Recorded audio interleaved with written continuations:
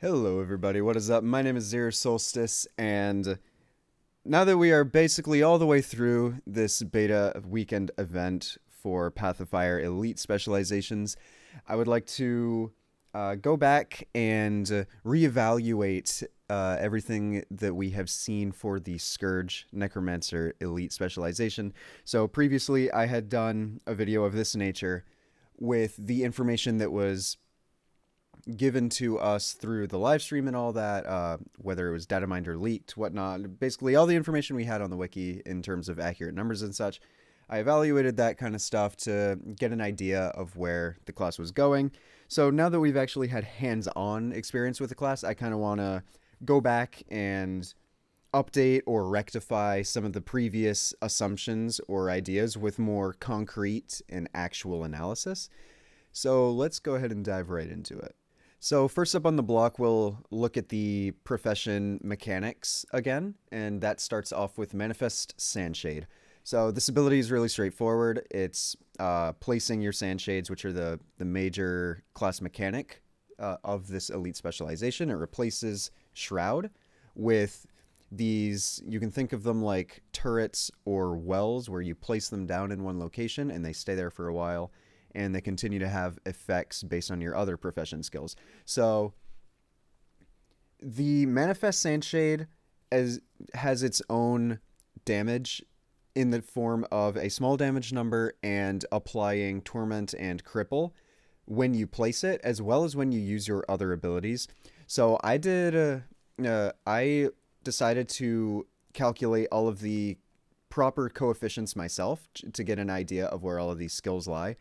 So condition application is uniform because condition damage in terms of how they scale is uniform across every class and every skill. The only thing that changes is stacks applied. So the coefficients that I took for every skill that has them are power coefficients, healing power coefficients, and barrier scaling coefficients. So for Manifest Sandshade, we have a power coefficient of 0.196. So what this effectively averages out to is whenever you're playing a Condi build and you use a shade ability, either manifesting or one of the other four, the damage that Sandshade or the damage that you around you and your shades around them will do is roughly 200 damage. And then on a power build, let's say Berserker's Amulet or something similar, the damage that they will do is in the ballpark of 700 to 800 on a crit, naturally. So the scaling there is decent. It's reasonable. You have to consider every single time you use one of these abilities, it deals that damage in an area of effect around you, as well as applying Torment and Cripple. So like it has the multiplicative functionality of dealing real damage, but also a small amount of crowd control and Condi damage. So with a scalar of effectively 0.2, it ranges from 200 damage to 700 to 800 damage. And when you consider possible spike, that's a decent amount of damage, as well as the fact that this is at range, has other effects, and is area of effect. You can get some very decent burst damage out of using your shade abilities, and it's also really good for cleansing blind and other such things. So the scaling here, I would say, is pretty good, and playing power on Scourge was actually very respectable, and it was actually a lot of fun too. The primary power spec that I personally played, as I will put up a video for later on this week, was Seeker's Amulet. I tested most of the stuff in PvP, and I played a few other specific builds in World v World, but in PvP I tested power with Seeker's Amulet and Leadership Rune, using Curses, Spite, Scourge, running Feed from Corruption, to specifically try to completely break that Grandmaster trait. And I've got to say, the damage from this, as well as the boon uptime, is very respectable, very fun, like it's strong. It's actually really quite strong, and I've got to say that I'm pretty happy with where that lies. The fact that you can get that The fact that the scaling is good enough to get your value out of having a power base means that you can play this build power, you can play it Condi like they intend you to, you can play a hybrid and get a fair mix of the two so that your weapons do more damage that way. And it's cool that it's a bit more ambiguous in that way, but not to the point where it's like, oh yeah, power is fantastic. No, power is good. So if you want to play Power Scourge, you can, and that's cool. Next we have Nefarious Favor, which is you and your shades convert conditions from nearby allies into boons. And this is a 5-second cooldown. Targets affected can only be affected once per cast.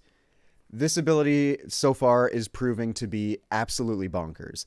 And to be honest, it might see an increase in cooldown, probably to match Sand Cascade from 5 seconds up to 8 seconds or something similar. Because this ability is so far is just proving to be very, very good. It's really good against some classes and really just kind of okay against others. But the way that it has multiplicit function, if you consider running things such as Path of Corruption, make this trait, or this ability, my apologies, actually just very, very strong. When you consider that it can be on a 4-second cooldown and its area of effect based around you and your shades, the amount of potential spamability of this just all the time, and the amount of just sheer just the ceiling that this ability can have based on how many people it can hit all at the same time is actually insane.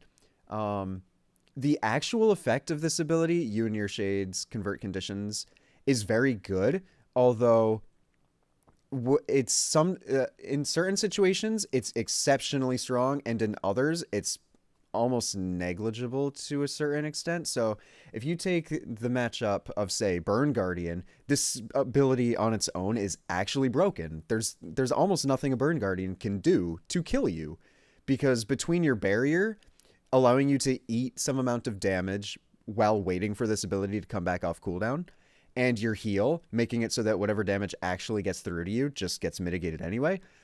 It's actually silly how easy some matchups such as Burn Guardian or Condiengi can be with this one ability. It's actually ridiculous. And when you compare that to something like, say, Condition Chronomancer or Condi Mirage, suddenly it's like just the spam ability that they have of how easy it is for them to put 10 Torment, 10 Confusion on you and then instantly reapply that again. Or the depth that they have in their condition application of, say, Condi Scourge, being able to apply Vulnerability, Torment, Bleed, Burn, Cripple, just the depth of conditions makes this ability just not that good either, because for how long its cooldown is and for how small it is, being 2 conditions, it just can't keep up. So this ability is good sometimes, it's fantastic other times, and then it's bad sometimes. So I mean, it can go in all kinds of directions, but I feel like ANET might take the stance where, because of how good it can be from time to time, it'll get nerfed. So we'll have to see where this ability goes, but it's very, very swingy at the moment, and I'm kind of on the fence about where it actually needs to go. But for now, I'm not so sure that we need to mess too much with the class mechanics as much as we need to mess with some of the traits. But moving on, Sand Cascade, 8-second cooldown. Sand rises up near you and your shades shield nearby allies. Targets can only be affected once. This ability is, I personally think, perfect. It has a good life force cost, a good cooldown, the barrier is a decent size, and it scales respectably with healing power. And specifically for Sand Cascade, the barrier coefficient for how it scales with healing power is 0.76. So that means that Sand Cascade has a base barrier of about 2.1k, and if you're all in on healing power, you can get it up to about 3.1k. And that's very respectable considering how easy it is to access this, and the fact that it's AoE. It's not just for you, it's also for your allies. So in practice, this ability has been great. It's just, there's honestly nothing really left for me to say about it. It's just great. I have no complaints with it. It has good lineup with traits such as the adept trait, abrasive grit. Like I have no complaints with Sand Cascade. It's just good. It's honestly, I think, perfect right where it sits for the time being. Garish Pillar. Induce fear in enemies around you and your Sandshades. So previously I had thought this ability was going to be pretty questionable, and I'm still kind of on the fence about it, but I'm definitely much more with it than against it now. I really do dig the AoE aspect of it based on you and your shades, because it allows you to do some really interesting things where you throw a shade at, say, a downed body, and then you just pop a pillar, and it allows you to fear people off of the res or similar interactions. I do really dig that. I also really quite enjoy the interaction with Garish Pillar and Transfusion, how Garish Pillar is actually the ability you use to get Transfusion, not Desert Shroud. So on a 15 or 12 second cooldown, if you're traded with Vital Persistence, you can get Vital Persistence to trigger, or sorry, you can get Transfusion. Oh, my English. You can get Transfusion to trigger. And what's especially awesome about that is that because you're not actually in Shroud while using Transfusion, you also get that heal. So if you're all in on healing power, then on a 12 second cooldown, let's say, because in my opinion, Vital Persistence, the Soul Reaping line lends itself really well to the build for support, and I can explain why at some other point. But let's say on a 12 second cooldown, you can for 9 seconds heal people for 700 every tick. Like, the uptime on that healing is crazy, and it also heals you. So it's like this, you're effectively running adrenal health for what it's worth. You basically have 3 stacks of adrenal health plus a real heal plus barrier. Like, the capacity for support that this ability gives you based in how it interacts with some of your traits is honestly awesome. My only complaint with Garish Pillar is that it's so expensive life force wise on a spec that is just starved for life force. I honestly don't think there's anything on Necromancer that is quite as starved for life force as a Scourge that is down to like 10%. When you're high on life force, it feels like the class is actually just super strong, but when you're low on life force, it's really, really just ugh. So if I have any complaints with Garish Pillar, it's that its life force cost is tremendous. But outside of that, I don't know if they should really touch that, because the ability is really good. Like, you can't make it too easy to access a big AoE CC, especially that can have other effects such as Transfusion tacked on top of it. But at the moment, I feel like this ability, it might just be a little too pricey. And a lot of times I would be playing and I would want to cast it, but I just can't. Because if I cast it, I can't afford a Sand Cascade and or a Desert Shroud. And that barrier is more important than other things. So it's like, it feels pretty bad. But I'm not sure that it's in a bad place. It just feels bad. So I would probably keep an eye on this going forward, but as it stands, like, the different utility that you can get out of it, I think I would say that compared to my previous stance, I'm on board with this ability now. And then you have Desert Shroud. Enter the Desert Shroud, gaining a powerful barrier and pulsing necrotic energy around you and your Sandshades. This ability has surprised me, actually. I was unsure how good it would be going in, but I am very happy with what it does. I think it's really strong, good barrier, lots of damage, good synergy with your traits in terms of Spiteful Spirit and such. In terms of the power build that I ran, this ability is the bread and butter. It gives you the Spiteful Spirit proc, it gives you lots of pulsing damage, it gives you barrier to help you face tank, and this is just a sweet ability. It does lots of damage. If I have any complaints about it, I might say that when you're not running Sand Savant, I think that the actual animation of Desert Shroud might be a little too small. It's not quite large enough. It's a little difficult to see. When you are running it, the pulses are actually huge. It's actually kind of funny. But I don't think with Sand Savant there's any difficulty seeing Desert Shroud. But otherwise, I think the animation could use a little more something. But this ability in general is actually just fantastic. It's got a good cooldown, good life force cost. the barrier coefficient is a 0.625, and the power coefficient is a 0.723. So Desert Shroud power scaling is actually really, really quite good. A 0.723 is definitely a respectable coefficient for something that's as accessible as it is, that hits as many times as it does. Like that's a respectable coefficient, and it ticks for decent damage, and it's all AoE around you and your shade, so you can use it at range. Like this ability has surprised me in general. Its barrier coefficient though is kind of low-ish, so at a baseline it's about a 5k, about a 5.1k barrier. If you're all in on healing power, it only really gets up to a 5.6 to a 5.8k barrier, so it doesn't get too much better for you.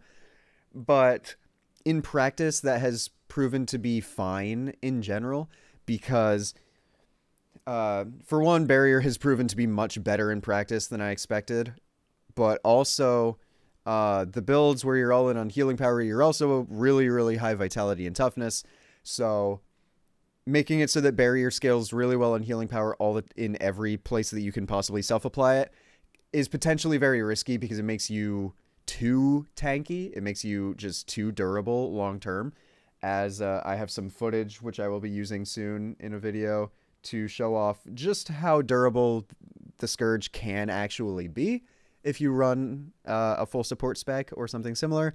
But that's a fun time and a fun story for a different video. But all in all, I would honestly say the profession mechanics are really quite good and in a good spot. If I have any complaints, it's that I think Nefarious Favor is a little too swingy. I think they might need to try to find a better positioning for it. Like, let's say, bump it up to 8-second cooldown, just like Sand Cascade, but then also make it 3 boons in conditions instead of 2 conditions into boons. For clarification, what I'm saying is instead of the current 2, it should go up to 3. But that might also be just too strong, but offset by the longer cooldown, it makes things like Chill better against you to reduce spammability and things like that. It also reduces the impact of things like Path of Corruption. These are things to look at, but outside of Nefarious Favor, Garish Pillar is really expensive to cast Life Force cost-wise, and manifesting Sandshades without Sand Savant, my only complaints for it are mostly just personal complaints, but I feel like currently it has a half-second cast time. I feel like if it honestly had like a 0.3 second or a 0.35 second cast time, it might feel a little less clunky, and that could offset the fact that the base 180 radius also feels a little questionable. Like, so in practice, the 180 range feels good, but combined with the half-second cast time, it feels a little clunky. It's a little difficult to always get these things to land on players that are just playing the game. I haven't had too many problems actually using it, and it's fine as it is, but I feel like just a little bit more fluidity, considering it is the primary class mechanic. You want to be using these Sandshades. I feel like if we reduce that cast time just a little bit, it might become a little bit better. But otherwise, I'm quite happy in general with how these class mechanics lined up. So after the class mechanic, we have the weapon skills, which are Harrowing, Wave, and Oppressive Collapse. So far, I'm pretty happy with how the weapon came out. To be honest, I actually quite enjoy Torch. And my only nitpicks with it are little things that just make the weapon feel really good for the Scourge, but not so great for other people. And specifically, that would be the fact that Harrowing Wave, Torch 4, which shoots out the wave in front of you, that can hit people through walls. And Oppressive Collapse, Torch 5, which is the single target CC circle, that does not require LOS, and that can hit people through walls. And that is really just... what? That's mind-boggling. So, actually playing with it, it's super sweet. Like, okay, you're behind, like, you see a guy around a corner or whatever, and he thinks he's safe, like he's a thief preparing to gank you or whatever, or an NG or a warrior, anything. He's just around the corner waiting for you. And you just kind of stroll into 900 range, and you press 5, and they just stand still as they get CC'd around the corner, and then you just harrowing wave them, maybe put a shade on them. Like, you unload on them just instantly. And that's really wacky, because it's like, why should that work? Almost everything in the game requires LOS. There are few things that don't, specifically targeted teleports, such as Steel or Assassin's Signet, things like that, where it's like a teleport that requires you to have a target. Those usually don't. And that's kind of fine. Like, you know, whatever. There's specific things that allow you to just shoot yourself through walls or use abilities through walls. But the fact that you can just target someone through a wall and just CC them and then throw a burn torment wave through the wall and hit them with that too, like, this is really weird. And it's not that great in terms of counterplay because, yeah, people want to counterplay a lot of your damage, such as your Scepter autos, your Scepter 3, things like that, by LOSing you.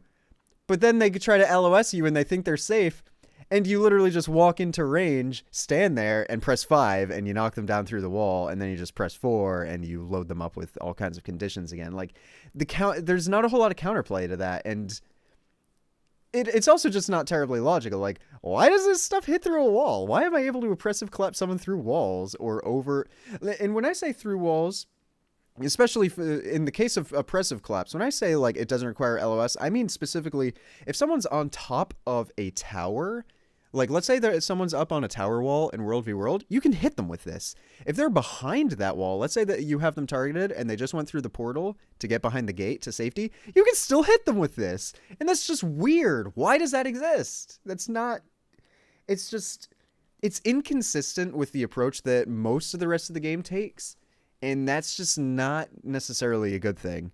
Is it cool and fun and hilarious? Yeah, I giggle like every single time I use this on someone that tries to like run around a corner to get to safety, and then I just walk in range and hit them with this anyway. Like, it's really funny and entertaining to me, but is it a good design? No, I don't think it is. I'll be honest. I don't believe it is. I might be the only person that tested that. I might be like one of the only people that actually has noticed that these abilities work through walls, because I went out of my way to try to find these broken interactions. But they do, and I don't think that's a good thing. On the other hand, Harrowing Wave and Oppressive Collapse, as abilities that they are quite nice, and I actually quite like the abilities. Harrowing Wave is very straightforward. All it does is just a wave in front of you that does damage. Like, it's a very straightforward ability. There's not a whole lot to it. It's just bread and butter damage. My only complaint with it is it's honestly a little lackluster in its animation. Like, the earth just kind of super speed shattering neon green is kind of cool, but it's also really kind of downplay. Like, it's not a very large animation or anything. Like, it's kind of downplayed. It's just you know, it's just kind of whatever. Oppressive Collapse also has a decent animation. Like, I think Oppressive Collapse's animation is actually pretty cool, pretty good. Although it's kind of buggy where if you use the ability and you get the full animation, a few seconds later, you'll see the animation like pop up again in the place where you used it. And that's just kind of weird because it's just the animation, nothing else. And it's kind of buggy. But the thing about Oppressive Collapse also that's a little strange, and I kind of like this because other classes have things like this as well. A good example is NG Magnetic Pull. If you start casting Oppressive Collapse and then you stow cancel it, it'll continue to play almost the entire animation. So you can bait people into dodging or blocking or popping stability or whatever, and then not even use the ability to begin with. So you can bait people using this ability just by stow canceling it. And because of the fact that the animation literally plays almost all the way through and then just kind of like fades away when you stow cancel it. And that's just kind of weird, right?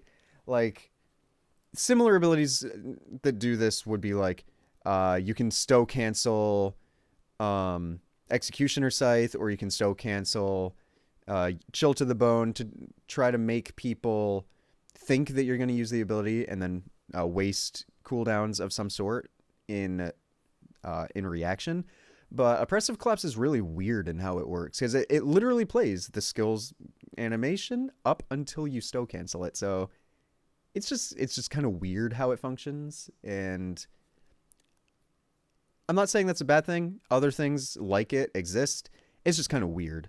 But my larger complaints for the abilities, Harrowing Wave hitting through walls is weird, and its animation is a little underwhelming for me.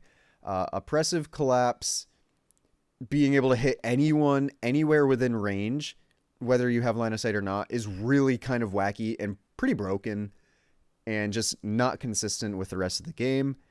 And its animation's a little wonky, but other than that, it's fine. But in general, like, functionality wise, the Torch is pretty sweet. Torch is actually a pretty sweet weapon, and I'm quite a fan of it. As for like ambiguity of the weapon, so the power coefficient on Harrowing Wave is a 0.256, and the power coefficient on Oppressive Collapse is a 0.383 repeating. And for comparison's sake, Focus Offhand, which is entirely power based, Reaper's Touch, which is Focus 4, has a power coefficient of 0.24, and Spinal Shivers, if you strip 3 boons, so the best version of Spinal Shivers has a power coefficient of 0.56. So that means that Harrowing Wave honestly has a pretty good potential future as like a power-based offhand that has CC tied to it, among other things, or a hybrid offhand that has good enough power coefficients to get your power value, but primarily being there for the CC and the Condi application. So the coefficients aren't fantastic, but they're there, and I like that. That's pretty cool. They don't have to be there, especially since Scourge should be primarily Condi. That is its focus. Like, that is how they're trying to make it. But I appreciate the fact that you can play it as a good power spec, not a great or a fantastic power spec. Like, you could probably make the argument, you can almost definitely make the argument that Power Reaper is just better. But the fact that you have the option to, oh, you want to play Power Scourge? Go for it. The tool, like, the minor tools are there, and that's pretty cool. I dig that, and I think that's okay. So now that we've covered those, let's get into the slotted skills. So first we'll take the healing skill, Sand Flare. And Sand Flare is 25-second cooldown, grant nearby allies a barrier, convert boons on nearby enemies into torment and cripple, 3/4 second cast time.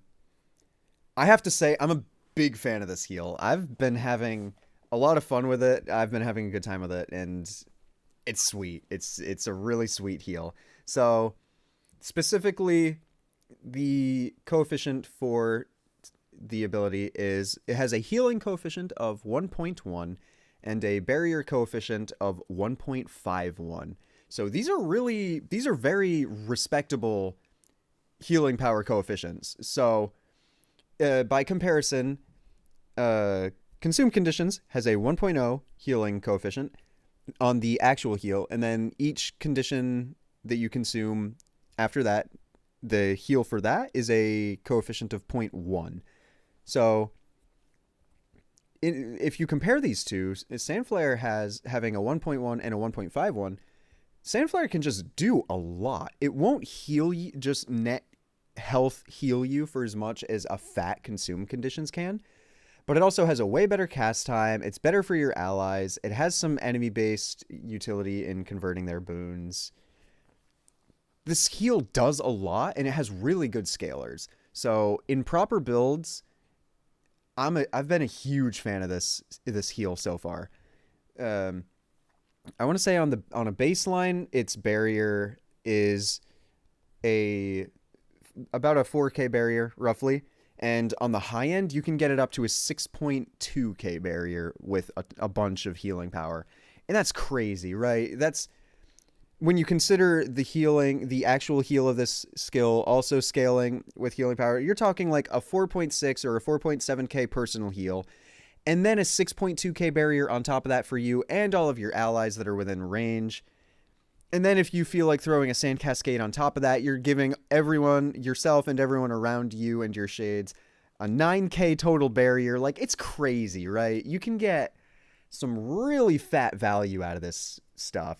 And when you consider the cooldown on Sandflare is untraded 25 seconds, traded 20 seconds, like, the potential uptime of this stuff is crazy to me, and it's been really good so far, and I'm a big fan, and it's pretty sweet. I like this heal. I really do. As for the utility skills, first let's look at Trail of Anguish. So Trail of Anguish, leave a trail of sand as you travel, grant swiftness to allies passing through it, inflict burning on enemies, and corrupt a boon into cripple and torment. 25-second cooldown, untraded. Stun break. This ability's actually proving to be as good as I wanted it to be, if not actually just better. So as a 25-second, potentially 20-second cooldown stun break, it's great. The fact that it gives you swiftness is pretty sweet. The damage that this thing can deal is actually absurd. So you can think of its functionality very much like old school NG Slick Shoes, where you can think of the trail as being divided into a bunch of different circles of hitboxes, and every single time an enemy touches a different one of those circles, they get the effect all over again. So you can pop this and kind of zigzag or run a circle around somebody, and every time they step through it, they burn, a boon corrupts, torment and cripple. It's super cancerous. Like, the potential ceiling for the damage of this ability is actually insane. And when you consider the potential uptime of it, just because of how low its cooldown is, so far this thing has done some really silly things. And I think it might honestly need to have the Slick Shoes treatment applied to it, where anyone that touches it once gets a hidden debuff, quote unquote, where basically if they touch it again for the duration of the skill, nothing happens.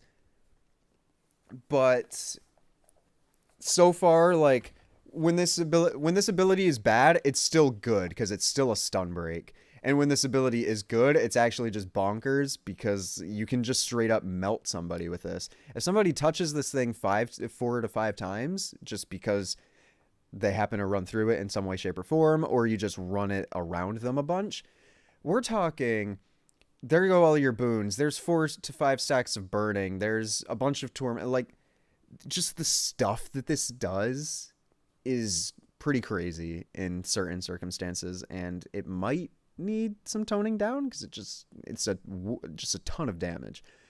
But the skill itself, I really quite like it. Next one we have is Desiccate. 20-second cooldown, 1-second cast time. Draw in vital energy from your foes to gain life force and grant boons to nearby allies. Convert a boon on affected enemies into torment and cripple.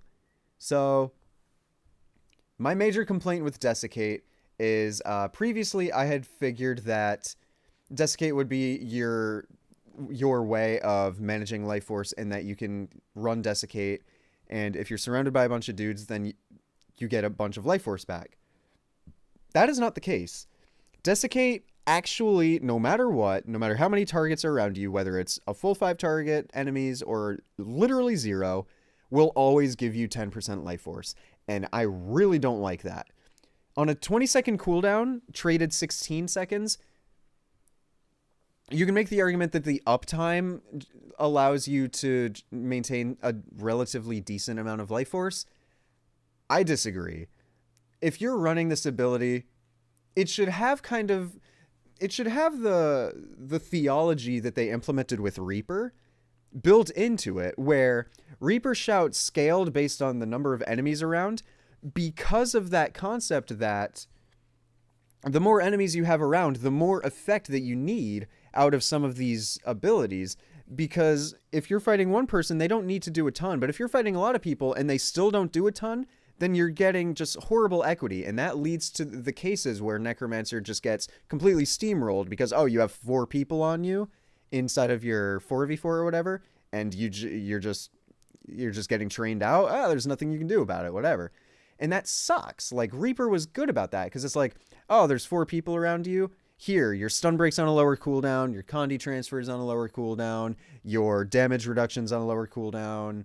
Your damage reduction makes more of the damage reducing minions so that it lasts a bit longer and eats more damage. Like, it had that scaling factor that allowed you to remain somewhat relevant in fights that increased in scale up to a certain point, being 5 people, which is fine because no one should be able to scale to 50v50 and maintain perfect scaling all through that. Like, no, that shouldn't be the case.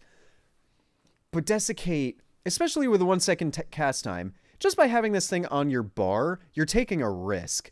Because casting an ability when you have no stability access or no good stability access or anything like that on this class, a 1 second cast time is really difficult.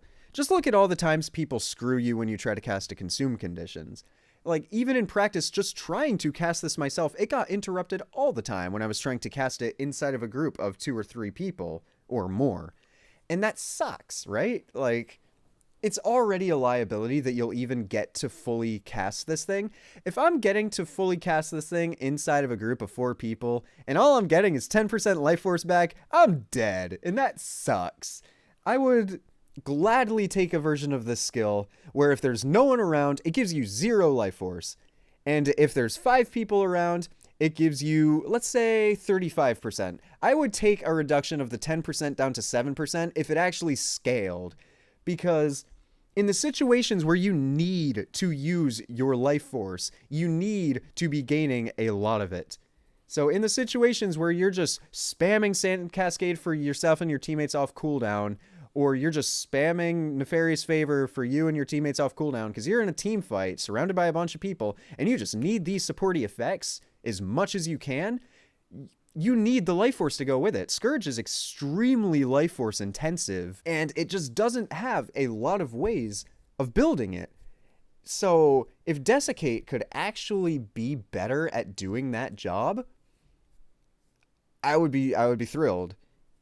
I mean, I still currently run it and it's still okay, but okay isn't really good enough. Especially, like, the way I see it, utility slots aren't cheap on Necromancer because we have so many good utilities that we can take. Desiccate being a liability, just in terms of its cast time, as well as its range is okay, fine, but when you consider that it's melee, the odds of channeling this thing out aren't spectacular. If its ability doesn't scale well enough to match the situations that you would try to use it in to begin with, then it's just not great. So I would love to see its life force scale based on the people around you. But other than that, like, the concept of what this ability does is there. And I just hope that it's better by release. Plain and simple. Sandswell. Plunge into the ground, creating a portal through Tyria for allied use. Grant allies using this passage a health barrier. Convert a boon on nearby enemies into Torment and Cripple. 35-second cooldown, 3/4 second cast time. So when we were actually able to use this ability before it got disabled for supposedly crashing the servers, which is pretty hilarious, but also pretty unfortunate because this was the skill I was like most excited to use and look forward to, so I'm pretty sad. But when we were actually able to use this ability, I quite liked it. I thought it was pretty sweet. Converting a boon on nearby enemies into Torment and Cripple. Honestly, this part of the skill feels like it's mostly just here to tie it together with the other punishments. Like, that part of the text could literally not be here, and the ability would be used the same exact way that you already use it. I use it mostly to get out, to be honest. I use it primarily to get away from engagements that are otherwise going bad, because I tend to fight a lot outnumbered in World v World, so it's good for me to have that tool that I can use to just big gap between me and your 20, and we're good. But I would also use this to engage into fights that were even numbered where that element of surprise is just really strong, or on downed bodies where all I have to do is be able to get there and just crash. So I would like use this to get onto that on top of their stack, and I would teleport in, pop a Garish Pillar, pop Desert Shroud, or drop Ghastly Breach, spread my shades around. Like, it was sweet. And my teammates would follow me in, and we would crunch them, and it was awesome. But my complaint mostly with this skill was just, I kind of wish it could go a little farther. Like, 900 range is fine, and it's reasonable. I would like if it could go 1200, but that might be a bit much, and that's me just being kind of hopeful. But like the problem with 900 range is in a decent number of scenarios, 900 range isn't really enough to save you per se, whereas 1200 range is. And considering this has a cast time, 900 range in terms of moving in a straight line for people that are chasing you anyway is really closer to about 700 range, and that's not that large of a distance at all. So I kind of wish it could be a little bit longer, but I'm not complaining too much because at the end of the day, it like this skill is great. If you want to make the comparison to Mesmer Portal, you can basically think of this as being open portal, blink somewhere, open portal again, and that's two utilities for the price of just one in Sandswell, with way better uptime because the cooldown on Sandswell is super low. My complaint, my real complaints with the ability, like the 10 charges is fine. I think that's fine, but I don't know if either the 20-second duration is a lie or if the current way that it functions is a lie. So prior to them disabling it, the tooltip reads that the portal is supposed to have a duration of 20 seconds, and you get 10 uses out of the portal for you and your teammates. But it would only last for about 5 or 6 seconds, and then it would disappear entirely. So, but the buff for uses on your bar would remain for the full 20 seconds. So I'm kind of inclined to believe that a lot of the issues with the skill crashing the servers and whatnot are in how it functions, how long it's lasting for, and basically like a buffer overflow or something similar. Technical terms that I could define in like comments if someone asked, but not really good for the video. But I believe that it should be 20 seconds, but it was buggy and was only working for 6. And when they fix that, that'll be pretty crazy because 20 seconds to have the ambiguous potential usage of this portal is pretty sick. Plus, every time you use it, it gives you a barrier. Like, even just you using this alone, if you're able to, for that 20 seconds, go one, back, back, back, and get barrier every single time, that's crazy mobility.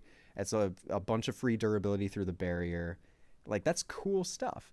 And I mean, in terms of the ability, like the barrier and such, the power coefficient of this skill is a 0.3725, and the barrier coefficient is a 0.75. So, like, for a utility with this much functionality, like the barrier coefficient, it scales really quite well. Baseline, it's about a 1.6, 1.8k barrier, roughly, but if you're pretty invested into healing power, you can get it pretty easily between the 2.5 to 3k barrier range, and that's pretty sweet, man. Like, that's very respectable, considering the fact that it's for you, your allies, and for every other time that you use it. Like, that's pretty sweet. And with a power coefficient of 0.3725, like, that's a decent amount of power. So if you're playing primarily a power spec or hybrid or something similar, like, you're getting your value out of this. Although, like I said previously, I don't usually hit people with it. I'm usually flying away from them with it. So the fact that it deals power damage doesn't really matter. But like, the fact that that exists and that's there is pretty nifty, and sure, I'll take it. Cool. Next we have Serpent Siphon, which is half-second cast time, 30-second cooldown. Unleash ghostly serpents towards foes in the targeted area. Serpents striking their targets become magical sand, which grants allies a barrier. Convert a boon from struck enemies into torment and cripple. So, in writing, this ability doesn't seem too spectacular, but in practice, this ability was pretty sweet. I do like the animation. Like, the animation for this ability is actually quite sweet. This ability just does things. On a baseline 30-second cooldown, like if you're traded 24 seconds, it's got good uptime. But on top of that, it just has a lot of synergy with what the class wants to do, among other things. And it's unblockable. Like, what? Come on, dude. Unblockable is just really strong, because it just reduces a lot of different methods of counterplay that certain classes have. Like, just look at Corrupt Boon and why Corrupt Boon can be so powerful. I take Corrupt Boon 80% of the time that I play the class, just because it's so good. And I just absolutely love corrupting stability into fear. It's one of my favorite things, I'm not going to lie. But Serpent Siphon has decent range, being 900 range. It has a great radius at, I believe, 360, so really hard to miss. up to 5 different targets, corrupts a boon, and it, for each target struck, whether they have a boon or not, it also grants barrier. You can think of it like Dragon Hunter Fragments of Faith, where it'll be this small fragment on the ground, this shining yellowish fragment. It looks very Scourge-like, and you just pick it up and it gives you barrier. And the barrier scales actually quite respectably. For Serpent Siphon, the barrier coefficient on it is a 1.24. And when you consider the slot that that's in, being a utility skill, like, that's crazy. So, like, the reason it scales as well as it does is because only so many people can take each of those chunks. And it has the variability in use, unlike Desiccate, where it hits one person, it makes one barrier, it hits 5 people, it makes 5 barriers. But for how well it scales, its cooldown, so on and so forth, like, this is sweet, okay?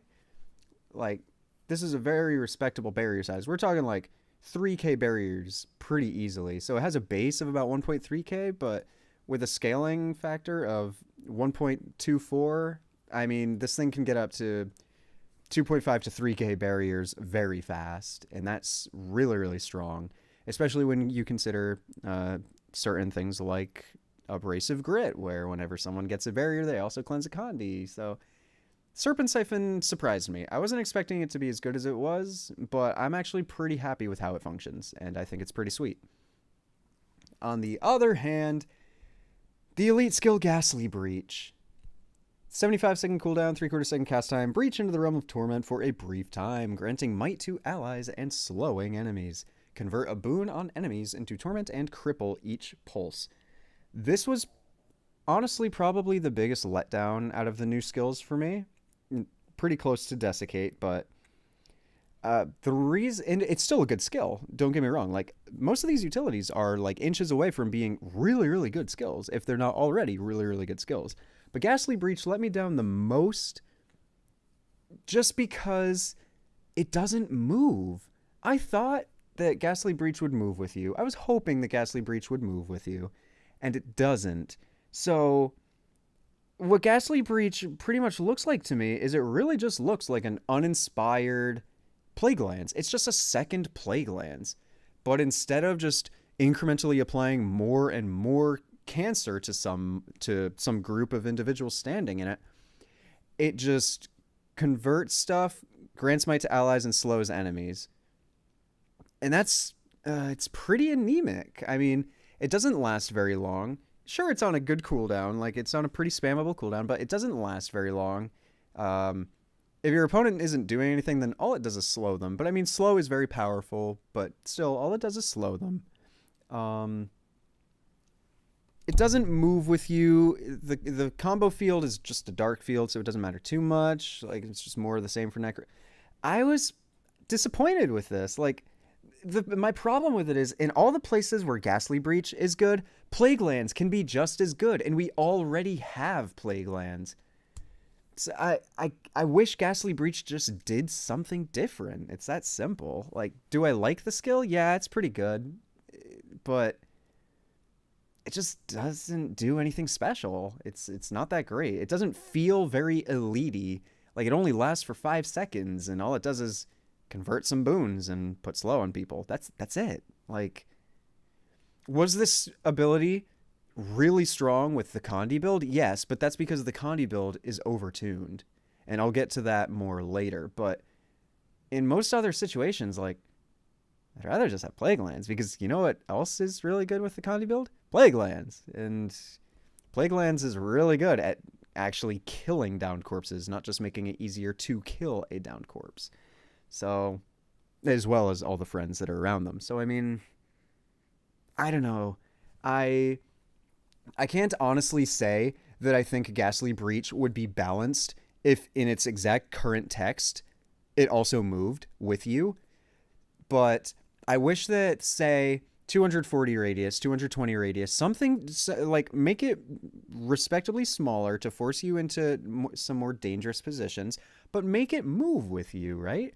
I want it to be Plague Lands, but more consistent, if nothing else.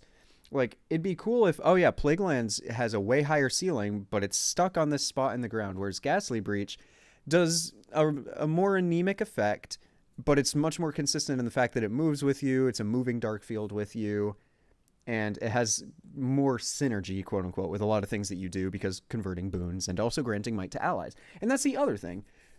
If it's also granting might to allies, it would be fantastic if you could, because of its low cooldown, if you could use the skill just to help stack might on your teammates as you're about to push in somewhere. Like, you're about to make a crash, so you're with your team, you're with your party, your squad, whatever. You pop this as you're moving in, they start building up some might, and then you make the crash, and they're continuing building might, but now you're also, since you're clashing, actually also converting boons on enemies and slowing them. And, like, that would be cool, right?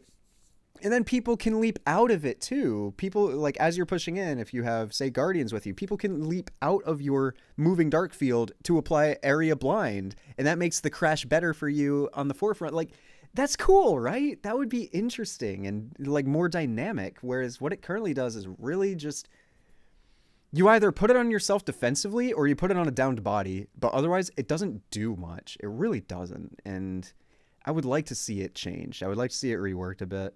Whether that's making it smaller and move with you, or just completely, like, scrapping most of it and just making it do something else. I would like to see it do something that's not so utility skill-ish. It really just feels, honestly, like a utility skill that just has a really long cooldown. That's it. Like, I feel like this could easily just be Trail of Anguish, but with a longer cooldown, you know what I mean? So This was a letdown for me, unfortunately, but there's still hope for the future, of course. So we'll just have to see where it goes. So now that we're done with all of the skills for the profession in every way, let's move into its traits. So Mantle of Sand doesn't really do anything, so we'll skip it. Abrasive Grit, granting an ally a barrier, removes conditions on them, and grants might. It removes one condition, and it gives 2 might. And this trait's great. This trait's actually really, really quite good. I'm a big fan. It's not too strong, but it's not too weak.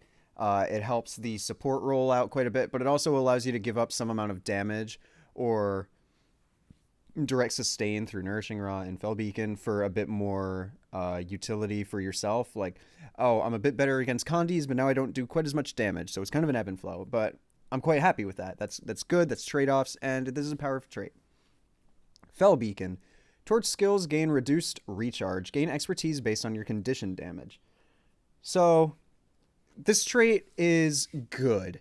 For PvP, I found that if you take Fell Beacon with Fear of Death and any of the amulets that give you expertise, it gave you just enough condition duration to get your fears to exactly 2 seconds in duration, which is good for terror.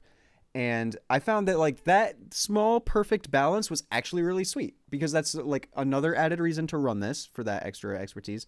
But you also get the torch skills reduced recharge. So, like, having those little things in there where it's like, oh yeah, this math adds out perfectly. Like, I don't even think they intended for that, but stuff like that managed to pop up in places. And that made me happy. That made me smile, because it's like, all right, cool. This stuff actually works. And that's pretty sweet. Because, I mean, one of the big things I want to do with Scourge is I want to be able to play Terramancer again. And I have been, and it's disgusting, but that's besides the point. But Fell Beacon, really quite good. It's not quite as cancerous as I might have expected it to be from the forefront, but that's good. And I think that it's in a good spot for the fact that it's an adept trait, and I don't really have any complaints about it. Nourishing Raw, I do, however, have some minor complaints about Nourishing Raw. So Nourishing Raw is 3-second ICD, gain life force for every boon you remove or corrupt. My complaint here is it's fine on its 3-second ICD. It's fine at 5%. If a single strike would remove more than 1 boon, and the way I tested this was with Spinal Shivers on a friend that had 3 boons, it still, even if when you strip all 3 of those boons in a single hit, it still only gives you 5%. So the English for this trait being for every boon you remove or corrupt is really kind of poor, because it leads you to think that on that ICD, every time you strip X boons, you get 5 times X life force percentage. That's not the case. I kind of wish it was. I think the ICD is fine, but if I corrupt boon someone, I get 15%. Or if I Spinal Shiver someone, I get 15%. Or I would kind of like to see them bump that ICD down a little bit, because one of the major issues that I found with Scourge is that it's super life force dependent and it's very life force starved. It's very intensive on its casting costs and whatnot. And while that is definitely a point of balance because of how good it is to spam out the shade abilities, I would like to maybe see the shade abilities just get a little worse, but be a bit more accessible all the time. Because, I mean, here's the thing. I would like to see that, but I don't want to see it at the same time. So I understand the game. I understand the game balance and game balance in general. I do. At least I really think and hope I do. The concept is I would like to see Necromancer have better sustain throughout a fight so that people can't just kite you until you're dead. But that is the point of balance for Necromancer, because you're as beefy as you are. And if you look at Scourge, you're not quite as beefy in some ways, but you just have way more pressure and way more damage, potentially. The way people would kill you is by running you out of your class mechanic. They would attrition you out, which is ironic because the core concept that the class was built on when the game first came out was that Necromancer was supposed to be the best attrition class. It's not. As it turns out, Druid really kind of is. If you ever try playing against just Longbow, Staff, Cancer Druid, like just Minstrel, whatever Druid in World v World, where they just stealth up every 7 seconds and kite you to oblivion, that is what attrition looks like. But I can understand why they wouldn't want Necro to be able to constantly keep their life force around, because if you can, then how do you die, right? I mean, the answer is you get trained out by hella CC, but in 1v1s, you're done so, right? And so where they've been trying to push Necro more or less is into that role of like offensive support, where you kind of need a buddy, but if you have a buddy, you're really freaking strong. And considering that a lot of your support for this class mechanic comes from this specialization, comes from your class mechanic abilities, the fact that it's really hard to constantly use those class mechanic abilities before you just burn dry feels really bad. It just feels bad. So whether it's through Nourishing Raw or something else, I would like to see some more life force gain coming out of Scourge, but I do understand why that wouldn't happen, and if that doesn't happen, like, it's not a big deal, but I would just like to see that. But through just this one beta weekend, while I have gotten a ton of playtime in, not gonna lie, there's still plenty of improving for myself to do anyway, so there's still minor nuances and things like that that I could easily learn and such going forward that could try potentially help improve my life force generation on Scourge even more, because I'm respectable at it, although it just gets to a point after a fight goes on for some amount of time where you're just stuck at like 2,000 life force and you really need to use your abilities, but you're trying to save up for Desert Shroud or what have you, and it's like, ugh, it feels really bad. So hopefully we might see some minor modifications here and there to how that works, but that's my opinion on Nourishing Raw. It's good currently, but I kind of wish it was better, or at least had a bit more of the ebb and flow of if you actually strip more than one boon in a single strike, that would be cool. Sand Soul. Gain concentration and expertise for each of your active sand shades. So I honestly kind of have a bone to pick with this one, as well as the other one, Blood of Sand. When you're running Sand Savant, the one greater shade counts as 3 lesser shades. So for the intents and purposes of both of these minor traits, the Minor Master and the Minor Grandmaster, having one shade out triggers the maximum bonus. And that's great. But when you're not running Sand Savant, these are garbage. And the reason these are garbage is because the developers explicitly told us they wanted to avoid the gameplay pattern of players just spamming out all 3 of their shades on one spot and spamming their abilities to get maximum effect out of their shade abilities, which is why the shade abilities only affect a target once per cast. But these minor traits try to entice you to spam out your 3 sand shades to get maximum effect out of your stuff. And that's super counterintuitive and not cool. That's not fun design. Like, I get it. You want me to use my class mechanic, like, regularly or as much as I can to get as much of an effect out of them as I can. But when you're literally trying to entice me to get maximum value by having all 3 out all the time, you're trying to entice players into having some of these questionable gameplay patterns. And that's just not okay, right? I'm not a fan of that. For the purposes of Sand Savant, these miners work perfectly, but outside of that, I'm not too happy with these. I'm not honestly too positive how I would change them. Maybe something along the lines of let's say if you hit someone with a Manifest Sandshade, you gain some amount of life force back. That would be interesting, because then that goes back to our issue with Nourishing Raw being not quite enough, and the class itself being a little life force starved. And it also rewards good gameplay, because if you actually manage to hit people, you get rewarded slightly for it. And I'm not even saying it has to be a lot of life force percentage that you would gain for hitting someone with a Sandshade. But something like that would be interesting, and it would help life force generation quite a bit. But that's just me. I'm not too happy with how these miners line up. Desert Empowerment. Manifest Sandshade grants a barrier to allies near it. So, admittedly, this is the master trait that I've used the least in my playtesting, but it's still quite good. So, especially if you're running Sand Savant to tandem with it, it really is quite easy to put your Sandshades onto teammates, whether or not they're moving. And everyone inside will get that barrier, you included, if that happens to be the case. And the barrier is actually quite good. So it's a base of 1.4k, but it has a scaling factor, a healing power coefficient of 0.9125. And that's actually really good. And almost anything that has a healing power scaler of 1.0 is very, very good, especially depending on how much you can use it. So if you consider how easy it is, especially with Sand Savant, to move your Sandshade around on a regular basis, a minimum of every 10 seconds, then you're talking about some very easy barrier application with this thing. Easily like 3k barriers pretty much every single time you move it for an ally. And that's respectable. That's nothing to just kind of laugh at, right? Like, you consider Abrasive Grit along with that. 3k barrier, you throw this massive thing down with Sand Savant. You throw this large thing down around your allies. You cleanse a Condi. You give them some might. You give them a 3k barrier.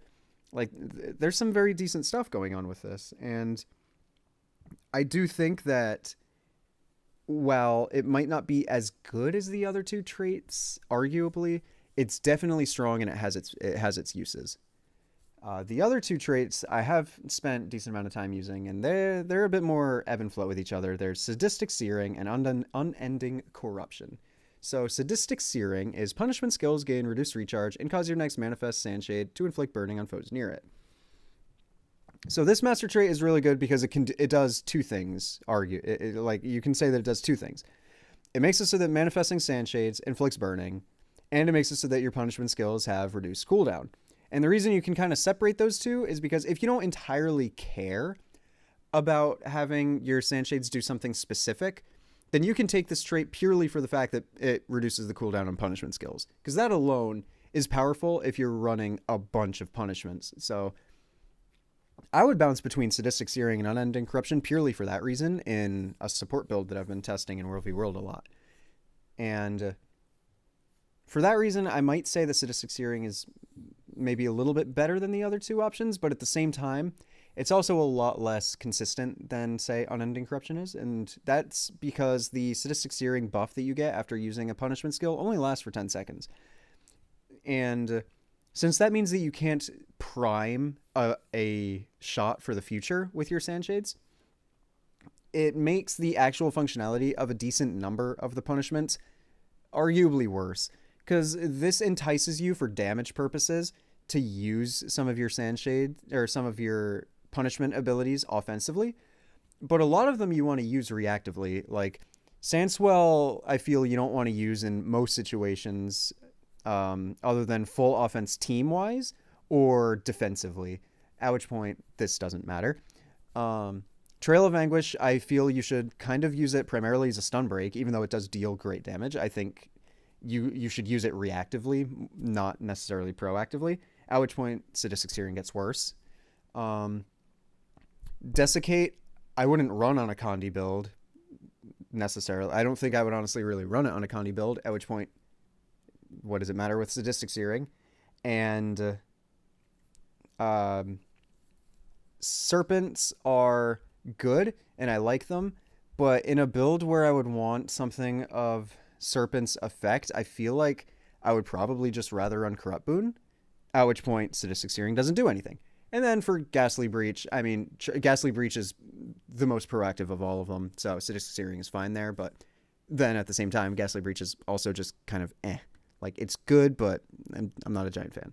So, Sadistic Searing's alright, but it's a bit more reactive damage than proactive damage, but it kind of wants you to use it proactively, and it's kind of weird, but it's just not terribly consistent as I see it. As compared to, at least, Unending Corruption, which is Manifest Sandshade, corrupts boons on foes near it. Plain and simple. You throw down a shade, no matter what cooldown, where, when, doesn't matter. Corrupt boon. Corrupts boons. Easy. And I found that this is really good because a lot of problems that you tend to run into as a Scourge are just people with resistance or people with stability, so this just allows you to mitigate some of that quite a bit. And it's consistent. Like, as long as they don't evade and you don't miss your shade, it always does this, no matter when you decide to put a shade down.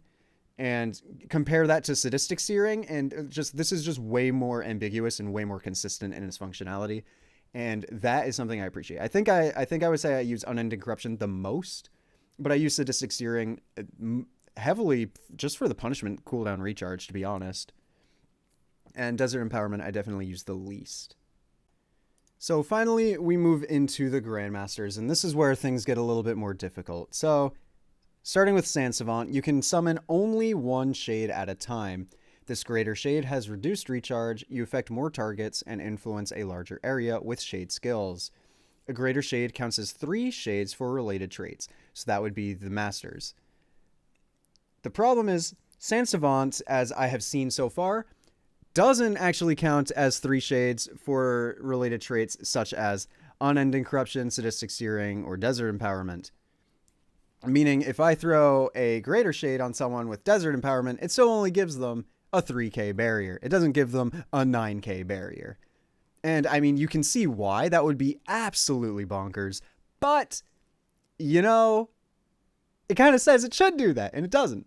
It also doesn't work in the case of inflicting 3 burning when I throw it down with Sadistic Searing as opposed to 1 burning, or 3 boons as opposed to 1 boon with Unending Corruption. Like, for those kinds of things, it does not appear to actually function that way.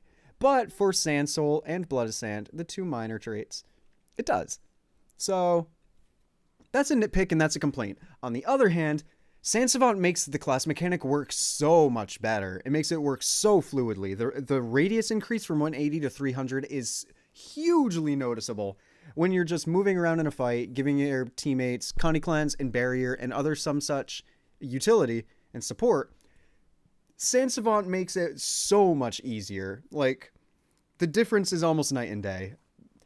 It makes it way more consistent in terms of ranges when trying to just spread barriers or actually get Connie Cleanse when in the proper locations and whatnot. Like, Sand Savant is just quality of life 101 if you're trying to use your shade abilities, and that's pretty big. Now, I don't want to say that, like, a baseline 180 range is bad, but in a lot of situations, it does feel pretty clunky. Like, someone's just outside the 180 range so they don't get your barrier. Like, the difference, that small variable distance for how large 180 actually is really does kind of feel bad in a number of situations when you're trying to do supporty things. But I think it's fine that there's like that balance between you take some of the other things for more selfish stuff and you take Sand Savant if you're explicitly trying to help others. So I think it's fine that it can go either way here, but I don't know. I'm a little on the fence on not running Sand Savant and using your shade abilities for others. Just feels really kind of clunky in a lot of situations.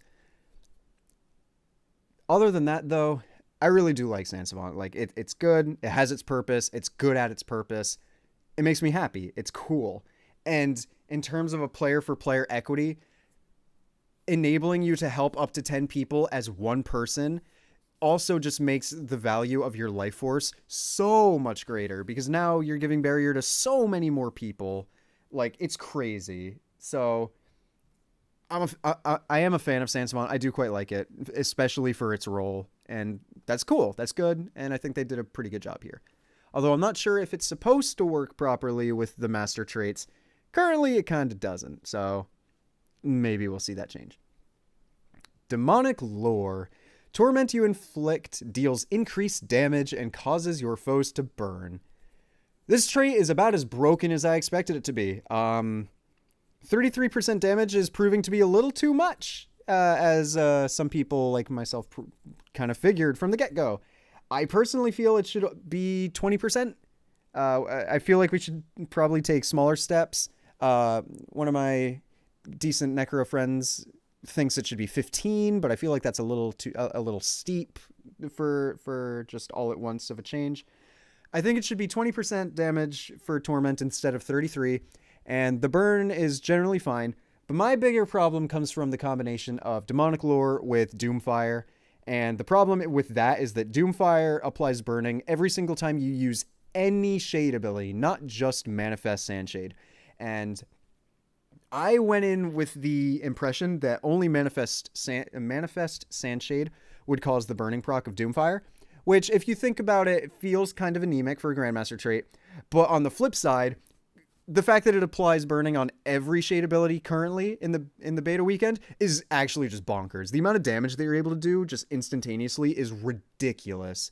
Like, if you're running, the build I've been running is Soul Reaping, Curses, and Scourge, basically Terramancer, and being able to walk up to somebody with Path of Corruption and press F2, F4, F5, and watch them almost instantly die is ridiculous. Now, don't get me wrong, F2, F4, F5 in that order all at once is more than 50% of your life force. It's stupid expensive to do that.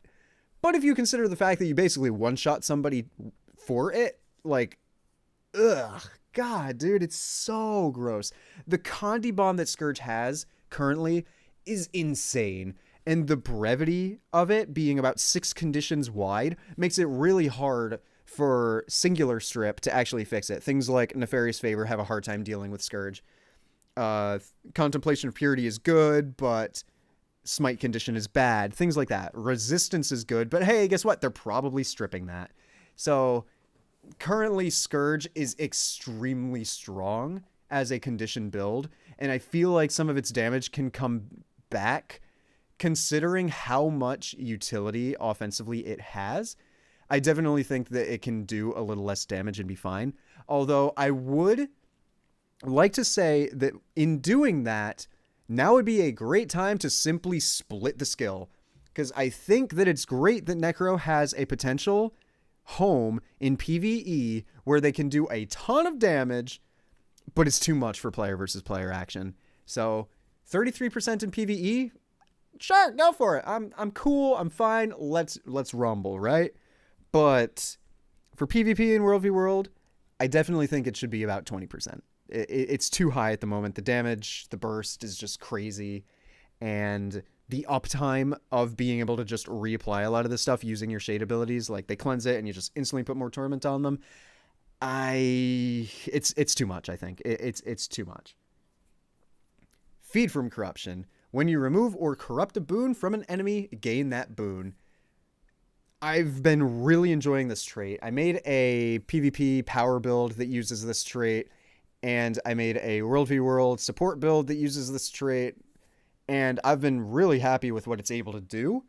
More so on the power build than the support build, but I think this trait is in the right spot, right? Some of its durations might be baseline a little too high, because I think they should try to entice you to run a little bit more boon duration to go along with this to get respectable durations, rather than having decent durations and then running boon duration gives you insane durations. On a power build with Spite in this, I was 25 might 100% of the time always. And that's pretty nutty among everything else that you also get. So, I mean, when this trait does nothing, it does literally nothing, and you're running without a Grandmaster trait. But when it's good, it's fantastic. And one interaction that I did notice is if you try to use a CC on someone who has stability, it does not actually give you the 2 stacks of stab from quote unquote removing their stability by using your CC on it. So that is that's good, to be honest. Like, that's smart, and that's the way it should work. But I wanted to be sure that that's how it worked, and that is the case. So you have to actually flip or strip explicitly stability to get the 2 stacks yourself. You can't just like use a CC on someone with stab to remove quote unquote their stab and get it for yourself. And that's fine. So all in all, this trait is sick. Like, I would have super amounts of vigor, protection, 25 might, regen, just all the things under the sun with like really good, almost permanent durations in terms of like just they're constantly refreshing and updating because of everyone throws bleeds and poison and stuff like that around. So you always have things like vigor and regen and things like that just from using F2. But then the fact that people that gain other boons allow you to get those is just crazy, because now you're stealing other people's might whenever you use Spinal Shivers or Corrupt boon. You gain stability whenever you flip theirs, resistance whenever you flip theirs. Like, there's a lot of cool stuff that this trait enables you to do, and it is a good source of stability for the or a decent source of stability for the class.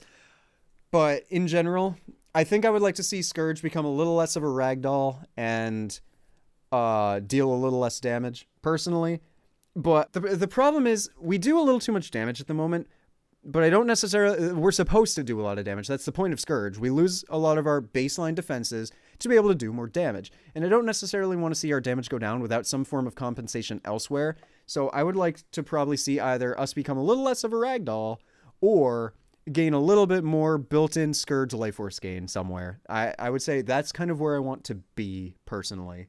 So with everything being said and done, I'll be honest, Scourge is as good as I expected it to be. It's honestly pretty broken at the moment. It's way too strong. It's super powerful. It's good power, it's disgusting Condi, and it's surprisingly very strong support. And I'm actually very happy about that, to be honest. I'm happy Necromancer finally has an outlet for being able to use stats like healing power or boon duration. And I'm happy that the support build that we were given is actually functional. I'm glad that my support is actually supporty and does things and is strong and useful to a team. But the Condi side of things is too powerful. It's too much at the moment. And I definitely think we need to see that get toned back. My fix, to be honest, is Doomfire should only apply to when you manifest Sandshades, not all of the shade abilities. And Demonic Lure should be 20% instead of 33%. And I believe we might also want to see a change to the functionality / cooldown of Nefarious Favor so that it's not quite as spammable, so that Path of Corruption gets indirectly nerfed. Outside, if those things happen, then hopefully the support aspect doesn't suffer too much from a change to Nefarious Favor. But that would definitely bring the Condi back a bit, and that would be good. Although, with that said, I honestly thoroughly enjoyed this beta weekend because it was one of the few times I've ever actually been able to play my class in a 1v1 and kick the shit out of literally everybody. And that was great. Like, is it powerful, OP? Yes. But does it feel great to finally not just be like a ragdoll in PvP 1v1 dueling scenarios and stuff like that to most classes with a brain? Yeah, it feels great to be able to beat the actual living piss out of Rangers or Warriors or other such classes because I actually do damage now. It's great. And that's not to say that I'm not able to win 1v1s other times, naturally, per se. But that is to say that it feels good to have a real fighting chance against a decently skilled opponent of said class, where normally it's like, oh yeah, you're playing Power Necro against a Druid, you might as well just concede. No, like, you have a fighting chance with Scourge. It's great. It's awesome. It's lovely. And like, I've enjoyed this weekend because not only am I having really fun with Scourge, it's quite literally everything I wanted it to be, with the exception of like a few functionalities or animations and stuff like that. But I'm strong, dude. Like, Scourge is really, really strong, and it honestly needs nerfs. It really does. Its Condi damage is too high, and I think its support is in the right place, because its support kind of needs to not necessarily match, but equal other supports so that it can have a place. Otherwise, people will just say, why are you running a Scourge support when you just run a Tempest? No, like, it's good that they do equal but different things, because now I can bring a Scourge support and people will be like, oh, sick. I might not get tons of healing like Tempest would give me, but now I have so much Condi Cleanse and Barrier. It's great. So I'm happy with Scourge so far, but it needs some damage reduction in the condition department. But outside of that, maybe some Life Force development, some minor changes to how Manifesting Sandshades works. But in total, the foundation is here, and it's great. Honestly, I'm very happy with what Scourge is able to do.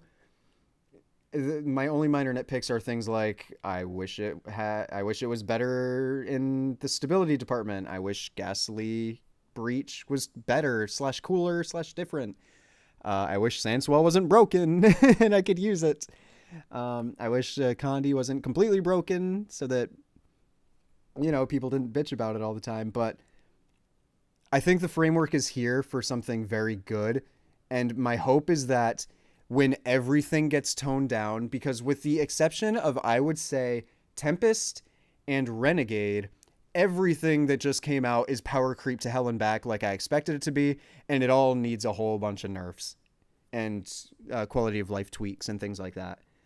But if and when we get those things, hopefully before the release of the X-Pack or very soon after the release of the X-Pack, hopefully Scourge is still just as potent against everything as it is currently, just on a better playing field. And what I mean by that is, it'd be great if Scourge still, by comparison, has just as much killing power as it does now, but because everything gets toned back a bit, it's more on par with everything else. Like, I'm not going to one-shot you, but I can still kill you, if you understand what I mean.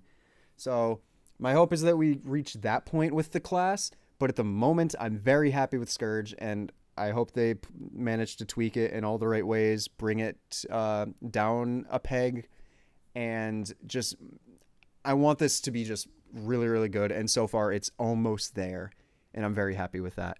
So those are my current impressions. I'll continue following any further developments that we may see over the next few weeks. For all I know, we might see patch notes that directly change some of these numbers before release. We might see a patch hit directly on release that talks about changes they've made since the beta.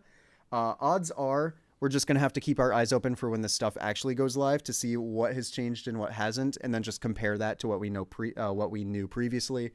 So I have all the coefficient numbers written down and whatnot. The wiki will have everything else recorded, such as functionality, cast times, cooldowns, things like that. So compare, contrast. Hopefully stuff changes for the better. Hopefully things line up more, and hopefully power creep goes away, because power creep is AIDS. But my name is Zero Solstice. This has been an hour and a half again of me babbling on about this stuff. Hopefully some of you found it entertaining or useful, like the last time. And I want to thank anyone who has actually sat through this video thus far for sitting through this video all the way to this point. Thank you so much. I do appreciate it. I appreciate discussing with you, being here, all that. But without further ado, my name is Zero Solstice, and as always, have a wonderful day.